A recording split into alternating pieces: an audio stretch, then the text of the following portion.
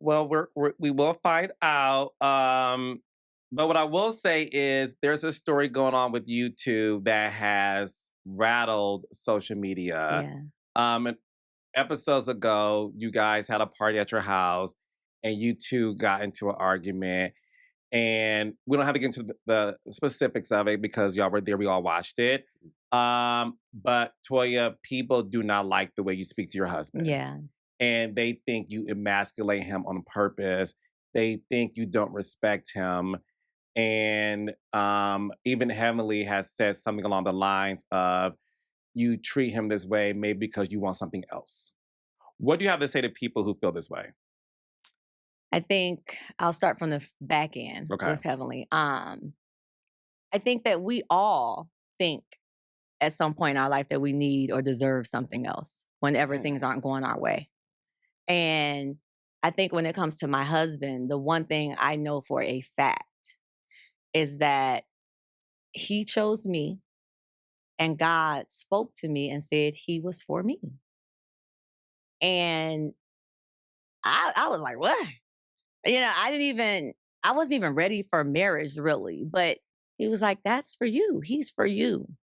And ever since we've been together, we've been blessed and because we're obedient. And I was obedient. What?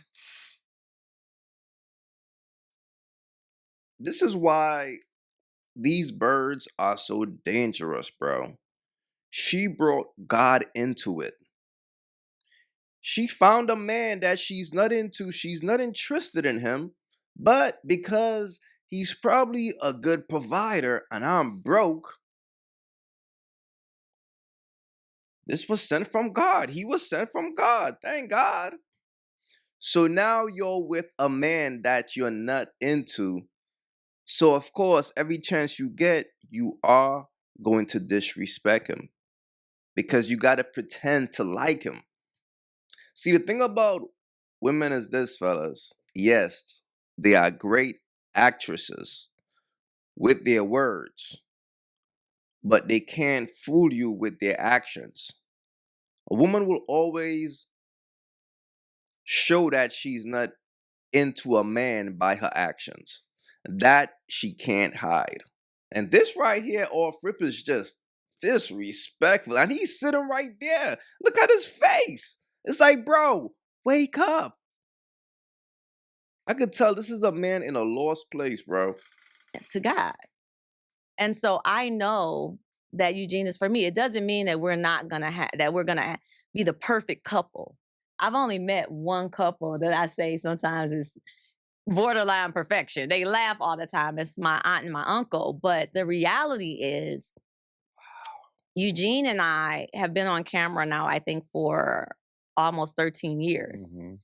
And so the camera no longer is present. It's almost like it's a little stranger in the room, but it's like you don't really pay it any attention.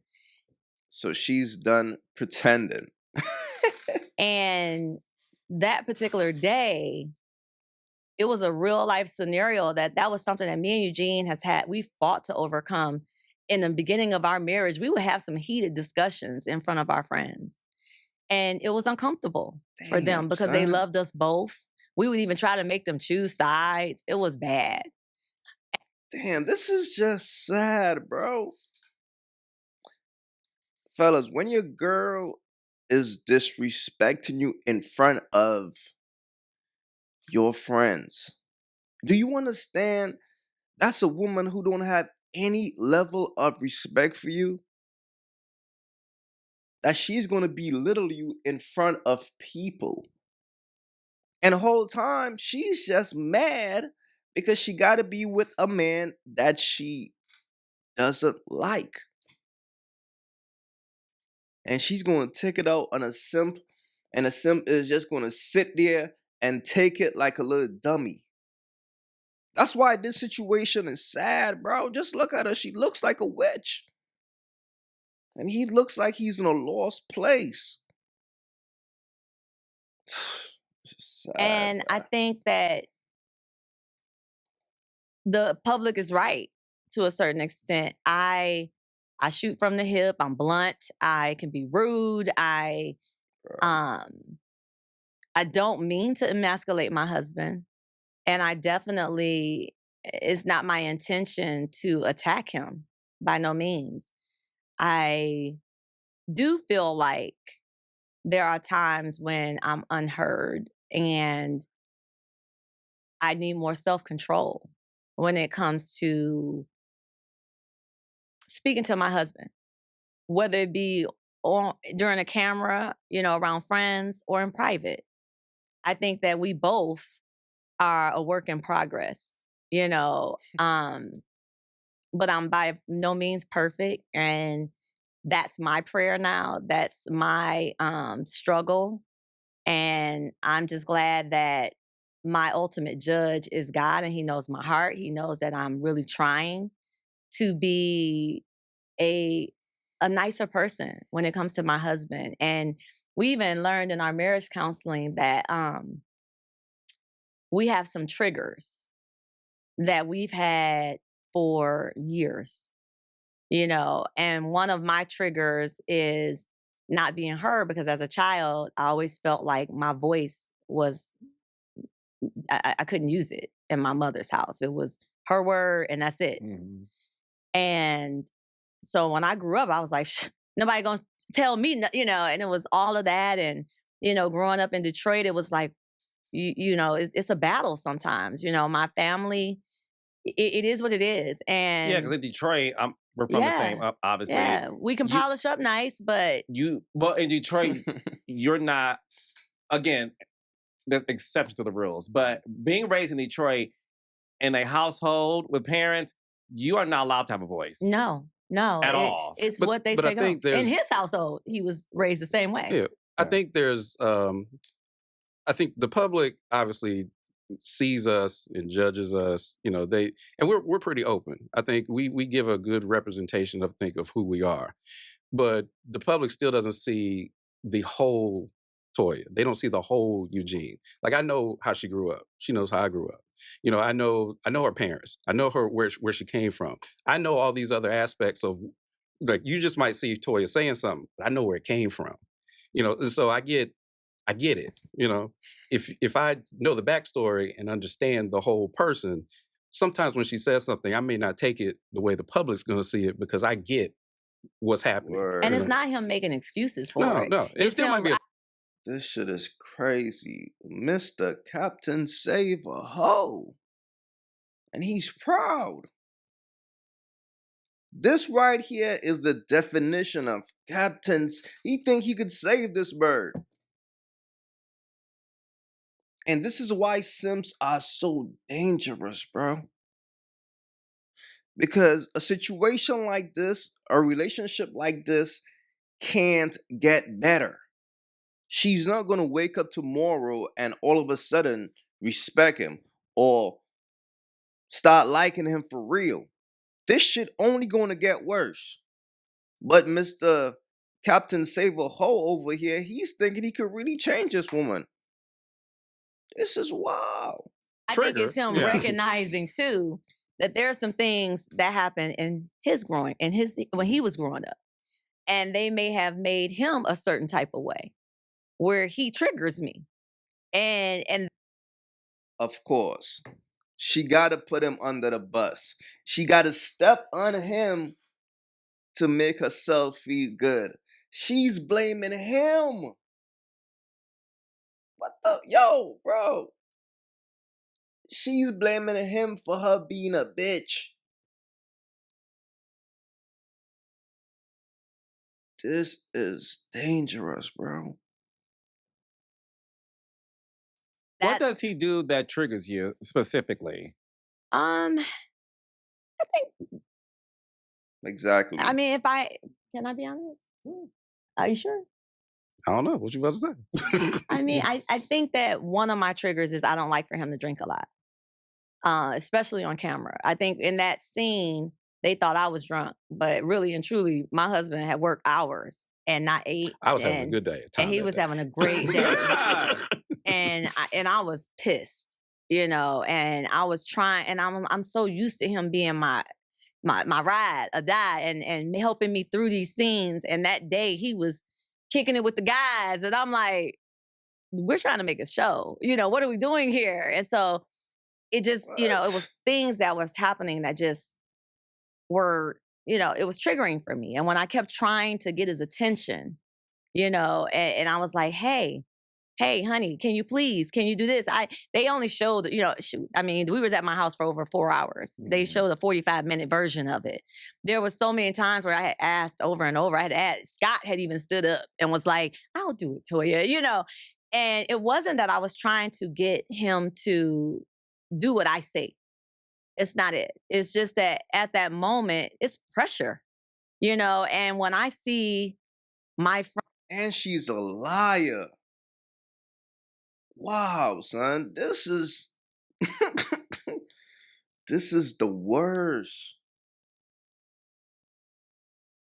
It's to the point that she's clearly lying and he's delusional to the point where anything she says, he's going to agree with, knowing she's lying. She's making shit up right there to put him down, and he's agreeing with her.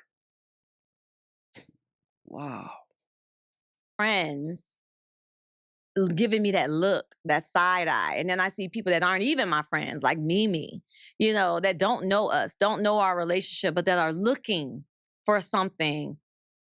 I was angry, and it came out. And I admit, I took a lot of it out on Eugene, and I think that through marriage counseling is great because we talk about, okay, why do we still have the same triggers that we've had years that we no longer need? You know what I'm saying? I need to feel safe with my husband. And sometimes I don't always feel that way, and I think that. What does safe look like for you when it comes to him? A good example. Being raised in Detroit, you might have stayed in a house with bars on the window, right? Bars on the front door. That was my scenario. I remember my stepfather always saying it's a man's job to lock each door, make sure the house is on lockdown when it's time to go to bed. I never saw my parents drink in front of me. And I'm talking about my stepfather and my mother, not my father. But just providing an environment where I can be who I need to be because I know he got me. And I guess that's why, even though he's not an alcoholic and he can drink and have a great time, it triggers me because I know that once he gets there, then it's my turn to be that protector. And I don't want to be that. I don't always want to be the strong girl. I feel like I was raised being that, and I want to be soft too. I want my husband, we're working on a trigger word. So I said, can you just call me Lovey when you want to calm me down? Because I want to be loving. I want to be all the things that he needs. And so we're figuring out where we are 18 years later in our marriage and what we need individually. And a simp will hear this woman's sad story and think to himself, I could help you. I could help you heal. And that's what this guy is really trying to do, bro. And it's like, bro, you can't save a woman like this, bro. Do you understand how angry and bitter and mad that she is? That she gotta settle for a dude like you?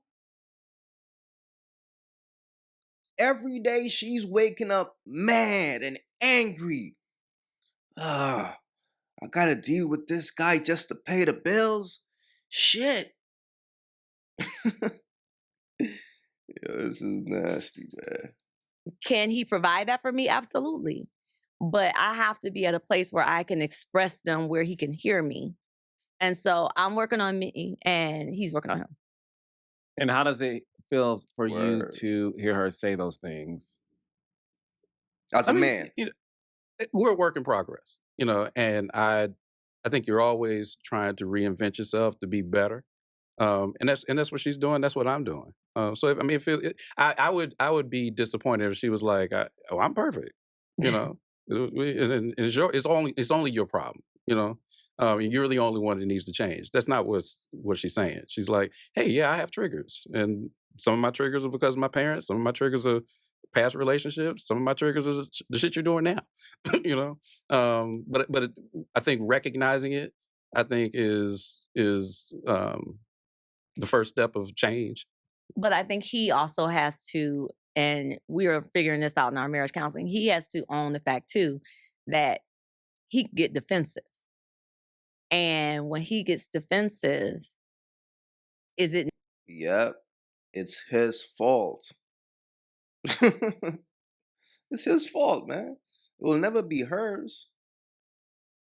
is that going to help him to get his point across to me? Mm-hmm. And so there are things now that as a married couple, we're working on, but owning your part in it, owning your things that, I can't worry about so much him owning or telling the world his business. That's his business, but I don't mind because they're paying me, and they're always going to show me in a certain light, and I hate that because I try to change it all the time. Like you'll see toward the end of the season, I just was like, I have to stop giving it to them. I can't blame production for anything because I give them these moments. And so if I got to figure out a way to still make good TV, but do it in a way that makes me proud, my pastor's wife proud, my husband proud, and God proud. Right, but I do think that starts with you, Yes. right? And I hear you loud and clear when you say, and I never knew that. You obviously, you were a little girl, Yeah. right? Who did not have a voice in her own household, right? And as you got out, you sort of like broke free, Yeah. From a spiritual standpoint, a physical standpoint, and Look, here's the thing, man. This is a very masculine woman who got her very feminine dude who she's taking control of. And the thing about these types of situations is when a woman finds a man that she could emasculate daily, especially like a woman who's a bird, she becomes very empowered. And it's like dark energy because she's powered up by belittling this man. And this is why you just can't save some dudes, man. Because some dudes, this is why you got to hit the gym, fellas. You got to keep your estrogen level very low. Increase your testosterone because once you start feeling like a simp, like a sucker, and you don't even know it, it feels normal, you're far gone. Like this man is so far gone that it's sad. This right here is crazy, man. But let me know what y'all thought about this. Please leave your thoughts in the comments. And don't forget to hype the video up. I'm out. If you haven't yet, go get you some of that merch. Y'all already know, don't feed the birds. That's what it is. We don't feed the birds over here. So if you rock with your boy, go get you some of that good merch.